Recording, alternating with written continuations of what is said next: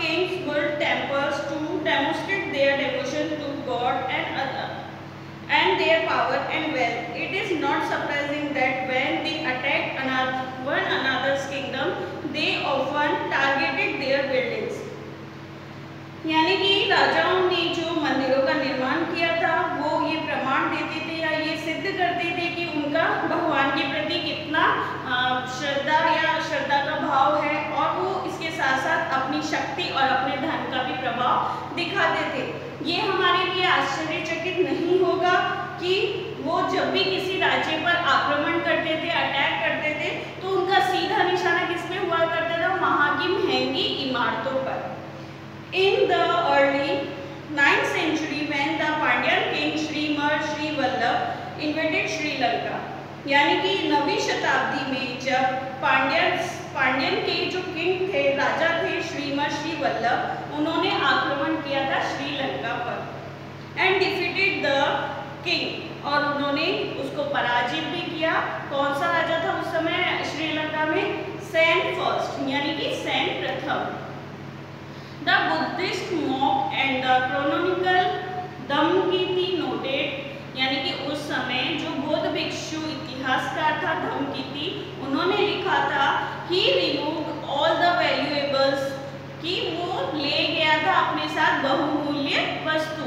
The statue of Buddha made entirely of gold in the Jewel Palace, यानी कि जो भगवान बुद्ध की मूर्ति थी उसे, जो कि बनी हुई थी सोने की और रत्न महल में थी, उसे भी वो ले गया।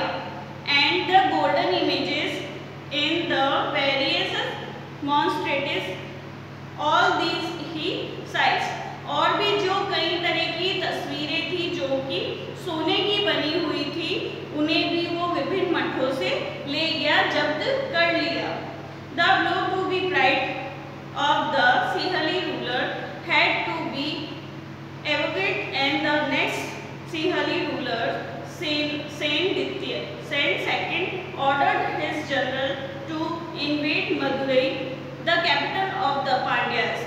यानी कि ये जो लूटपाट हुई और जब राजा सेन प्रथम की हार हुई, तब वहाँ के जो उस देश का जो आत्माभिमान था वो काफ़ी ही मतलब उनको चोट पहुंची थी अपने अभिमान पर। इस कारण से जो सिंहली का जो राजा था उसको बहुत ही आघात लगा, और जो नेक्स्ट वहाँ का राजा बना सिंहली का, जो कि था सेन द्वितीय, उसने उनको सबक सिखाने के लिए अपने सेनापति को ऑर्डर दिया कि आप मदुरै पर आक्रमण करें, जो कि क्या थी? पांड्या की राजधानी थी Madurai. The Buddhist chronicle noted that the expedition made a special effort to find and restore the gold statue of the Buddha। जो बुद्धिस्ट इतिहासकार है उन्होंने ये लिखा कि इस अभियान में बुद्ध को स्वर्ण मूर्ति को ढूंढ निकालने तथा वापस लाने हेतु महत्वपूर्ण प्रयास किए गए। यानी कि जो भगवान बुद्ध की सोने की मूर्ति वो लोग लेके गए थे, तो ये जब अभियान चलाया गया, सेनापति को आक्रमण के लिए भेजा गया था, तो उन्होंने उस मूर्ति को ढूंढने की बहुत ही कोशिश करी और उसको पाने की बहुत प्रयास किया। Similarly, in the early 11th century, when the Chola king Rajendra I built a Shiva temple in his capital, he filled it with priest statue sized from defeated rulers। यानी इसी तरह जैसे हमने ऊपर की स्टोरी पढ़ी, उसी तरह 11वीं शताब्दी में जो चोल राजवंश का राजा था राजेंद्र प्रथम, उसने शिव भगवान का मंदिर बनाया अपनी राजधानी में, और इस मंदिर में जो उसके द्वारा पराजित शासकों से जब्त की हुई जो मूर्तियां थी, अच्छी मूर्तियां, उत्कृष्ट मूर्तियां, महंगी मूर्तियां जो थी, उन मूर्तियों से उस मंदिर को भर दिया था। An incomplete list included a sun pedestal from the Chalukyas, a Ganesh statue, and several statues of Durga, a Nandi statue from the eastern Chalukyas, an image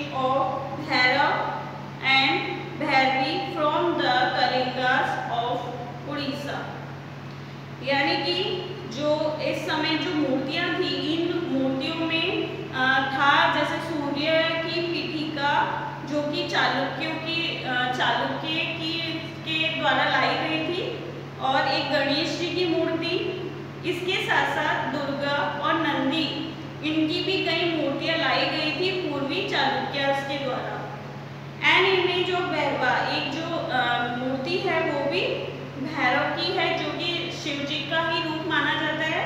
और Bhairavi from the Kalingas of Orissa, Bhairav और भैरवी की जो मूर्ति लाई गई थी वो कलिंगों से लाई गई थी, जो कि उड़ीसा से थे। And a Kali statue from the pass of Bengal, और एक काली की मूर्ति लाई गई थी जो कि पालों के द्वारा पालों से लाई गई थी, जो कि बंगाल से थे। Sultan Mohammad of Ghazni was a contemporary of Rajendra first, यानी कि जो सुल्तान मोहम्मद थे गजनी के, वो राजेंद्र प्रथम के समकालीन ही थे। During his campaigns in the subcontinent, he also attacked the temples of defeated kings and looted their wealth and idols। यानी कि उस समय जब इन्होंने भी अभियान चलाया था सुल्तान मोहम्मद ने, तब उन्होंने अपने जो उपमहाद्वीप थे वहाँ पर अटैक किया, आक्रमण किए और वहाँ के मंदिरों को जीता वहाँ के राजाओं द्वारा, और वहाँ खूब ही धन और जो मूर्तियाँ थी उनको भी लूटा गया। Sultan Mohammad was not a important ruler at that time, Sultan Mohammad उस समय का कोई महत्वपूर्ण शासक नहीं था।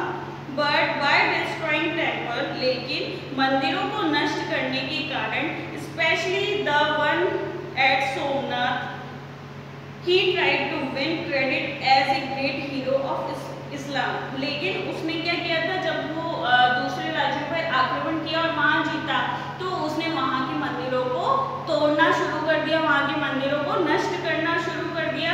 इसी कारण से, और एक जो प्रसिद्ध मंदिर है सोमनाथ का मंदिर, उसको भी इसी ने ही नष्ट कर दिया था।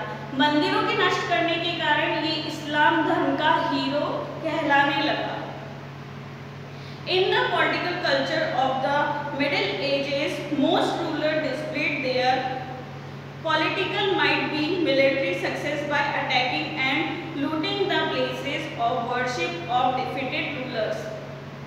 यानी कि मध्य युगीन राजनीतिक संस्कृति में ज्यादातर शासक अपने राजनीतिक बल व सैनिक सफलता को पराजित शासकों के उपासना स्थलों पर आक्रमण करके उन्हें लूट करके करते थे। यानी कि अपनी जो शक्ति का, अपने सैनिक शक्ति का जो उनको प्रदर्शन करना होता था, वो किस तरह से करते थे, या तो उनको लूट के करते थे या तो उनके मंदिरों को नष्ट करके किया करते थे। नेक्स्ट टॉपिक देखिए, गार्डन टॉम्स एंड फोर्ट्स, यानी बाग, मकबरे तथा किले। गार्डन टॉम एंड फोर्ट्स यानी कि बाग, मकबरे तथा किले। Under the Mughals architecture become more complex, यानी कि जो मुगल काल के समय में जो रचनाकार थे, वास्तुकार थे, वो बहुत ही, उनका जो काम था वो बहुत ही जटिल हो गया था। Babur, Humayun, Akbar, Jahangir and specially Shahjahan were personally interested in literature, art and architecture.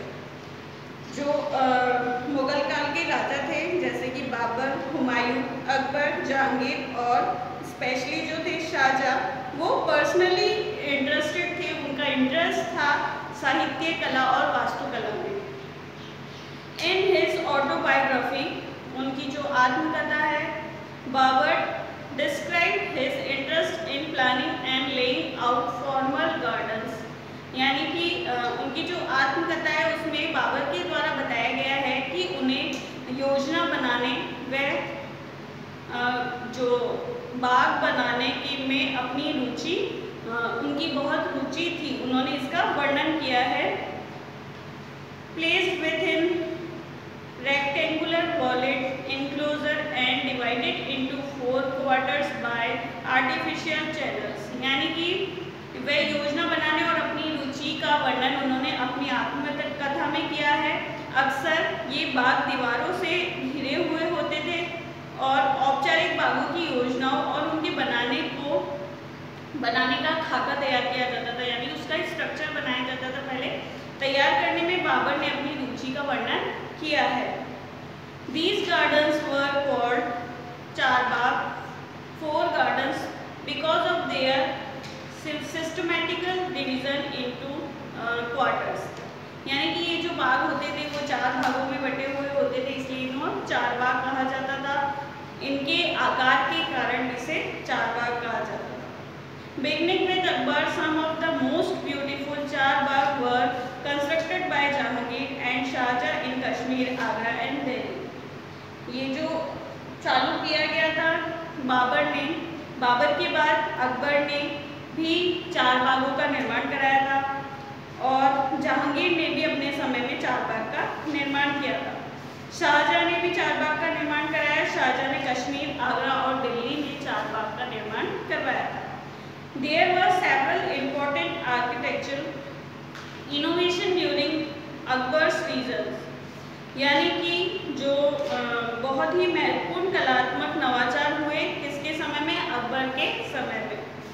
For inscriptions, Akbar's architects turned to the tomb of his Central Asian ancestor Taimur, यानी कि जो वास्तुशिल्पियों ने उनके मध्य एशियाई पूर्वज तैमूर के मकबरों से ली, यानी कि जो प्रेरणा थी, जो उस समय के वास्तुकार थे अकबर के समय में, उनको जो प्रेरणा मिली थी वो कब किससे मिली थी, जो तैमूर का मकबरा था मध्य एशिया में, उस जो कि पूर्वज थे किसके, अकबर के जो पूर्वज थे तैमूर, उसके मकबरे से उस समय के वास्तुकारों ने प्रेरणा प्राप्त की थी। The central towering dome and the tall gateway become important aspect of Mughal architecture, यानी कि जो एक केंद्रीय गुंबद और एक मेहराबदार विशाल प्रवेश द्वार जो कि मुगल काल में बनाया गया, मुगल काल के वास्तुकारों द्वारा बनाया गया। फर्स्ट विजिबल इन हुमायूं's tomb, जो कि पहली बार देखा गया था हुमायूं के मकबरे में।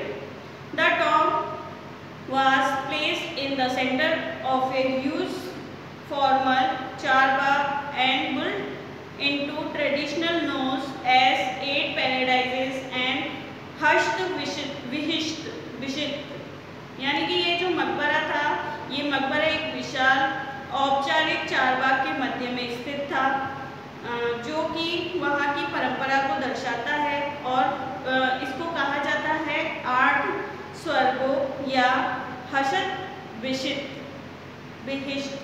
ए central hall surrounded by 8 rooms, एक हॉल है बीच में जो कि 8 कमरों से घिरा हुआ है। The building was constructed with red sandstone, ये जो बिल्डिंग का निर्माण किया गया है वो लाल रंग के चूना सैंडस्टोन से किया गया है, बलुआ पत्थर से किया गया है।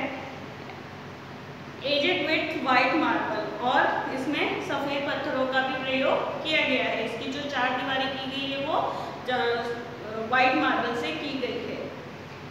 It was during Shahjahan reign that the different element of Mughal architecture were fused together in a grand harmonious synthesis, कि जब शाहजहां का शासनकाल था उस समय विभिन्न प्रकार के तत्वों को मुगल के जो वास्तुकार थे उन्होंने यूज़ किया और उनको मिलाकर जो है सद्भावनापूर्ण संश्लेषण किया, यानी कि उनके जो निर्माण कार्य थे, जिसका भी वो निर्माण करते थे, उसमें विभिन्न प्रकार के तत्वों को सम्मिलित किया गया और उसका सद्भावनापूर्ण संश्लेषण किया गया। His reign witnessed a huge amount of construction activity, especially in Agra and Delhi, यानी कि शाहजहां के समय में जो कंस्ट्रक्शन का काम था वो काफ़ी बड़े रूप में किया गया और काफ़ी ज़्यादा किया जाता था और अनवरत रूप से चलता ही गया। 2 शहरों में, मोस्टली 2 शहरों में किया गया, एक तो आगरा और एक दिल्ली में। The ceremonial hall of public and private audience were carefully planned, यानी कि एक समारोह कक्ष जो कि सामान्य लोगों के लिए, जो सभा के लिए, और कुछ प्राइवेट ऑडियंस जो उनके स्पेशल गेस्ट वगैरह होते थे उनके लिए एक समारोह कक्ष निर्माण भी किया गया। Placed within a large courtyard, this country were also described at a Chihil Sutun और 40 पिलर्स हॉल। यानी कि ये जो बनाया गया था समारोह कक्ष, वो एक बहुत ही बड़े आंगन पे बनाया गया था, जिसे चिहिल सुतन कहा जाता है, या तो 40 पिलर्स हो यानी 40 पिलर्स स्तंभों का हॉल ये भी कहा जाता था। Shahjahan audience halls were specially constructed to resemble a mosque। यानी कि शाहजहां के जो ऑडियंस हॉल जो समारोह स्थल बनाया गया था, वो स्पेशली बनाया गया था एक मकबरे के लिए। The pedestal on which his throne was placed was frequently described as a kabila, the direction faced by Muslim at prayers। यानी कि जो आपको पहले के चैप्टर में भी बताया गया था कि ये मकबरों में ये मकबरे बहुत बड़े बड़े मकबरे बनाए जाते थे, और वहाँ पे जब मुस्लिम लोग प्रेयर करते थे, उनका फेस जिस तरफ होता था प्रेयर करते टाइम, उस दिशा को क्या कहता था, कहा जाता था कबीला। Since everybody faced that direction when court was in the session। ऐसे ही जो सभा स्थलों का निर्माण किया था शाहजहां ने अपने समय में, तो उसका निर्माण भी मकबरे के समान ही कराया गया। जैसे मकबरे में प्रेयर करते समय लोगों का जिस तरह फेस होता था, वैसे ही सभा स्थल में राजा के स्थान बनाया गया, और जो बाकी के लोग वहाँ एकत्रित होते उनका फेस राजा की साइड हो, ऐसा ही उन्होंने सभा स्थल का निर्माण कराया। The idea of the king as representative of God on earth was struggled by these architectural features। यानी कि ये जो उनको विचार आया, जो राजाओं को ये विचार आया, वो दर्शाता है कि भगवान जो कि अभी भी पृथ्वी पे है, मतलब अपने आप को भगवान की तरह बताने की कोशिश की है उन्होंने। इसीलिए उन्होंने ऐसी इमारतों और ऐसे मकबरों का निर्माण करवाया था। अब ये हमारा जो नेक्स्ट इसका है पार्ट, वो हम नेक्स्ट